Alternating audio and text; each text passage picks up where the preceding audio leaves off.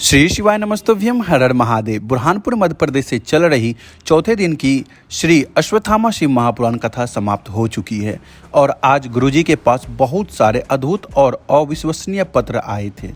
आप भी सुन के आश्चर्यचकित हो जाएंगे कि आजकल भी ऐसा चमत्कार होता है। ये सब महादेव की कृपा है। अगर आपको विश्वास है तो सब कुछ संभव है। चलिए सारे पत्र पढ़ते हैं और आपको यह भी बताएंगे कि कौन से उपाय से कौन सा लाभ मिला है।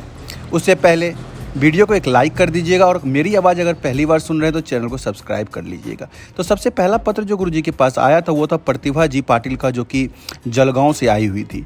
तो उन्होंने पत्र में लिखा था कि उनका भतीजा 13 अक्टूबर 2022 को उनके भतीजे का एक्सीडेंट हो गया था। डॉक्टर ने बोल दिया था कि नहीं बचेगा।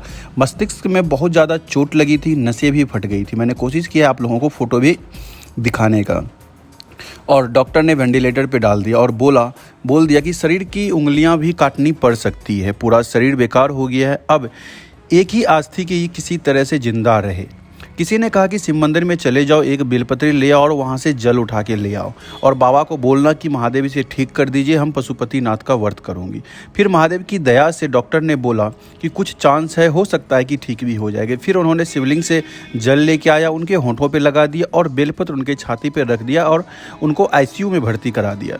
डॉक्टर ने बोला कि अभी पूरी तरह से ठीक नहीं हो पाया, वो जैसा है वैसा ही रहेगा, नहीं बोल पाएगा, नहीं खड़ा हो पाएगा। उसके बाद उसे घर ले आया, नली के माध्यम से खाना देना शुरू कर दिया। फिर महादेव से प्रार्थना की और पशुपतिनाथ का व्रत शुरू कर दिया। पहले दिन जब व्रत किया, शाम के समय जब घर लौटी पूजा करने के बाद, तब महादेव की दया से मेरा भतीजा आंख खोलने लगा था। उसके बाद दूसरे सोमवार को जब मैंने व्रत किया, उसके बाद जब घर आए तो मेरा भतीजा वो धीरे धीरे खड़ा होना शुरू हो गया था। ये सब महादेव की कृपा है। तो चलिए दूसरा पत्र पढ़ते हैं। दूसरा पत्र आया था सो प्रिय नंद किशोर जी का, जो कि बुरहानपुर के रहने वाले थे।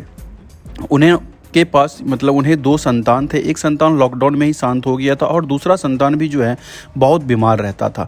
2 साल का हो गया था, फिर भी चल नहीं पाता था। सारे डॉक्टर से दिखा लिया, फिर भी कोई लाभ नहीं हुआ था। फिर उन्होंने मंदिर जाना शुरू कर दिया और मंदिर बच्चे को लेके जाती थी, बच्चा को वहीं पर सुला देती थी। उसके बाद महादेव की पूजा अर्चना करने के बाद 1 लोटा जल और बेलपत्र चढ़ाना शुरू कर दिया। नंदी जी के पास बैठकर श्री शिवाय नमस्तुभ्यम का जाप करती रहती थी और जब वहाँ से आती थी तो बच्चे के कान में भी बोल देती थी। फिर उन्होंने पशुपति व्रत शुरू किया और महादेव की दया से आज वह कथा पंडाल में भी आए और उसका बच्चा अच्छे से स्वस्थ होकर पंडाल में खेल रहा था। तीसरा पत्र आया हुआ था आशा जी जलगांव से। इन्होंने पत्र में लिखा था कि 12 अप्रैल 2022 को मेरे पति के छाती में अचानक दर्द शुरू हो गया। उसके बाद उनके दोनों भाई ने उन्हें हॉस्पिटल ले गए और एक्सरे करने के बाद डॉक्टर ने बोला कि फेफड़े के बगल में एक गठान है, आप इसको इलाज के लिए जलगांव ले जाना पड़ेगा। जलगांव ले गई। डॉक्टर ने बोला कि फेफड़े के पास जो गठान है वो कैंसर का है और आपको तुरंत नासिक के बड़े हॉस्पिटल में जाना पड़ेगा जहाँ कैंसर का इलाज होता है। नासिक गई। नासिक में डॉक्टर ने बोला कि 3 महीने तक इन्हें थेरेपी करना पड़ेगा, उसके बाद हम ऑपरेशन करके गठान को निकाल के इलाज शुरू करेंगे। हम लोग रोने लगे क्योंकि आश्चर्य यह हो रहा था कि आज तक इन्होंने कोई गलत काम नहीं किया, ना कुछ गलत खाया है, ना शराब खाते थे, ना गुटखा, ना मांसाहार, ना तंबाकू, ना सिगरेट। फिर ये कैंसर कैसे हो गया। उसके बाद उनकी देवरानी ने कहा कि आस्था चैनल पे गुरुजी की कथा आती है शिव महापुराण, और उसे सुनने लगी। फिर महादेव की दया से उन्होंने मंदिर जाना शुरू किया। 1 लोटा जल चढ़ाना शुरू कर दिया महादेव के ऊपर, जैसा कि गुरुजी बताते थे। और गुरुजी ने एक बार अपने कथा में यह भी बताया कि त्रियुगी नारायण के पास जो जल है वहाँ का जल आप लेके आ जाइए और उस जल को पिलाना शुरू कर दीजिए। तो फिर उन्होंने वो जल भी पिलाना शुरू किया और पशुपतिनाथ व्रत भी शुरू किया। जल और बेलपत्र रोज़ देना उन्होंने शुरू कर दिया। फिर कुछ दिनों के बाद जब चेक करवाने के लिए गई तो डॉक्टर ने बोला कि 100% गठान गल चुकी है। यह सब महादेव की कृपा है।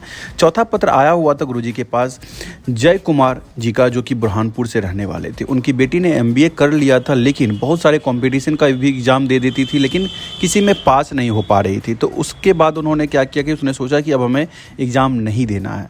किसी ने उन्हें गुरुजी का ही एक धुन, यानी जो गाना गाते हैं पंडित प्रदीप जी, तेरे डमरू की धुन सुनकर, तो ये वाला गाना उन्होंने किसी ने भेजा। तो वो गाना को उसने सुना, फिर कथा भी सुनने की कोशिश की। यूट्यूब पे ही उन्होंने कथा खोजा गुरुजी का और कथा सुनने लगी। फिर उनके मन में महादेव के प्रति विश्वास जाग गया। फिर पूजा अर्चना करने लगी। उसके बाद एक एग्ज़ाम का उन्होंने फॉर्म भरा और माँ से कह के गई कि यह मेरा आखिरी एग्ज़ाम है, जो करना होगा महादेव करेंगे। और महादेव की दया से उस एग्ज़ाम में उन्होंने अच्छा किया और आज HDFC बैंक में बड़े पोस्ट पे वो नौकरी कर रही है। आखिरी पत्र जो 5वां पत्र आया था वो आया था सो नैना मनोज वापी जी का, जो कि गुजरात के रहने वाले थे और वो गुजरात से आए हुए थे कथा सुनने के लिए भी। उनका पत्र में लिखा था कि 6 साल का लड़का था जिसका कि सर्जरी होने वाला था, क्योंकि लड़का का हार्ट का सर्जरी होने था, डॉक्टर ने बताया था। बच्चा बहुत बीमार रहता था। डॉक्टर ने बोला कि जल्द ही सर्जरी करवाना पड़ेगा। फिर उन्होंने अहमदाबाद ले गए चेकअप करवाने के लिए, और 21 जनवरी 2023 को डेट था जिस दिन उनके बच्चे का इलाज होना था। और वो बहुत ही परेशान हो रखी थी कि अब किस तरह से होगा। तो उनके पड़ोसी ने बोला कि शिवलिंग पे जाके थोड़ा सा जल चढ़ा के और वो जल बच्चे को पिला देना, उसके बाद जाके ऑपरेशन करवाना। तो उन्होंने उसी तरह से वही किया, जल चढ़ा के महादेव के ऊपर वो जल बच्चे को पिला दी। फिर सर्जरी करने के लिए डॉक्टर अंदर ले गए। जब सर्जरी करने के लिए अंदर ले गए डॉक्टर, तो डॉक्टर ने फिर से एक बार हार्ट का चेकअप किया। जब हार्ट का चेकअप किया तो महादेव की दया से उसका सर्जरी करने की ज़रूरत ही नहीं पड़ी। 2-3 डॉक्टर ने कंटिन्यू चेक किया और डॉक्टर बाहर आके बोलते हैं कि आपको ऑपरेशन की अब कोई ज़रूरत नहीं है। तो ये सब जितने भी पत्र हमने आपको दिखाए और समझाए, ये सब महादेव की कृपा। अगर आपका विश्वास अटूट है महादेव के प्रति तो सब कुछ संभव है। आशा करता हूँ कि दी गई जानकारी उपयोगी लगी हो। अगर थोड़ी सी भी जानकारी उपयोगी लगती है आप लोगों को, तो वीडियो को भी दूसरे के साथ भी साझा करा कीजिए। और मिलते हैं इस तरह की जानकारी के साथ, तब तक के लिए श्री शिवाय नमस्तोभ्यम, हर हर महादेव।